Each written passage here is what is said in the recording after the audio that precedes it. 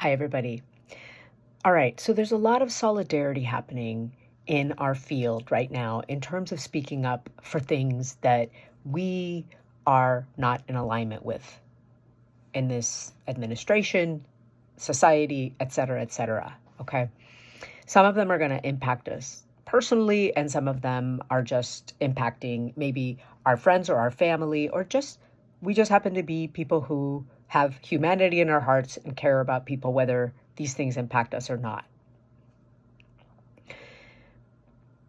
Then there's the interpersonal stuff, right? And for me, it's much easier to speak up for someone else sometimes, or for a situation that I'm not actually necessarily involved in,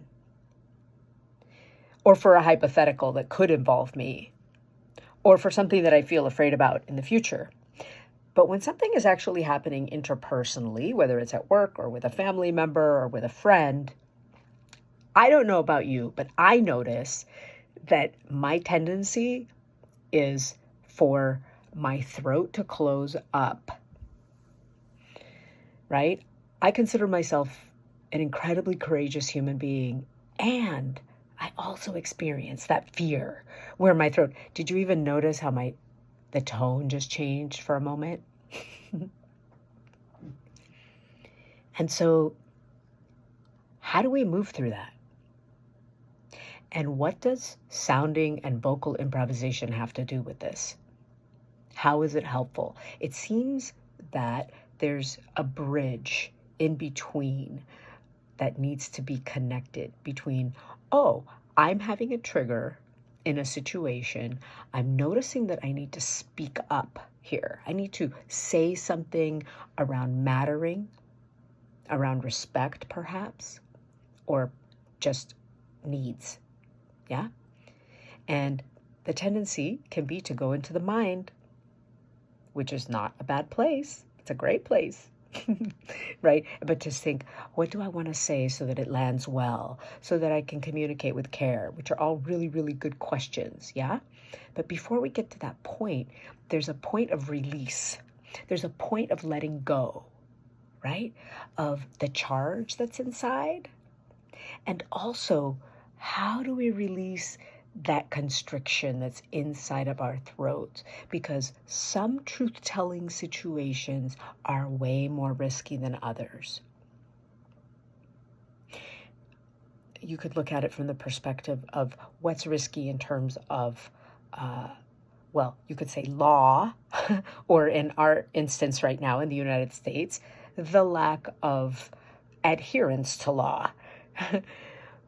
But for some people, these interpersonal conversations are very risky. Those of us who have trauma from our childhoods, it's incredibly risky to tell the truth. So I know I personally feel 1,000,000% committed to always doing that, if not just to myself, so that I live in integrity, but also with other people when and where the relationship warrants that and it's appropriate, right? And it's so interesting how I can continue to come upon that constriction. And that's where I bring the voice in. That's where the voice, with sounding, without having to use words, without having to make sense. Paray na sala kachara marasene na moko ko ba.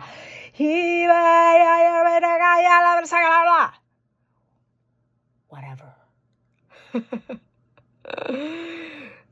Is there to support you in being able to cross that bridge. So that's what we do in my classes. We also engage in movement. We have fun. We play a lot of theater games. We just move into the space of laughter together and connect with that sense of acceptance and inclusion of everybody's expression on that given day. So I want to invite you to come to my next class, which is called Truths Thunder. I know it's a very dramatic name. I just loved it. I just couldn't. We're in dramatic times.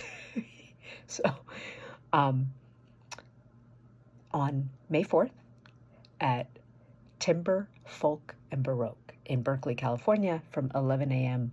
to 12:30 p.m. And you can register ahead of time, which is required. Depending on which platform you're seeing this, you'll see the link below or you may see it above.